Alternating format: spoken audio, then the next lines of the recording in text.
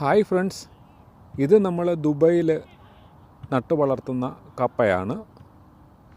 വേണമെങ്കിൽ ചക്ക വേരിലും കായ്ക്കും എന്ന് പറയുന്നത് പോലെ വേണമെങ്കിൽ കപ്പ ദുബായിൽ നമുക്ക് കൃഷി ചെയ്യാനും കൂടി സാധിക്കും. പക്ഷേ എല്ലാവർക്കുമൊന്നും അതിന് സാധിക്കില്ല. കാരണം ജലലഭ്യത ഒരു പ്രധാന ഘടകമാണ്.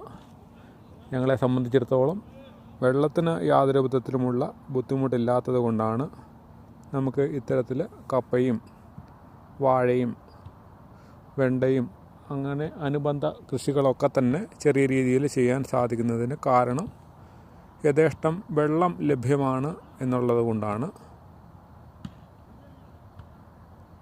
പലതരത്തിലുള്ള കൃഷികൾ നമ്മൾ ഇത്തരത്തിൽ ചെറിയ രീതിയിലൊക്കെ ചെയ്യുന്നുണ്ട്. ഇതിൻ്റെയൊക്കെ ചെറിയ ചില വീഡിയോസൊക്കെ നമ്മൾ ഇതിനു മുമ്പ് നമ്മുടെ ചാനലിൽ അപ്ലോഡ് ചെയ്തിട്ടുമുണ്ട്.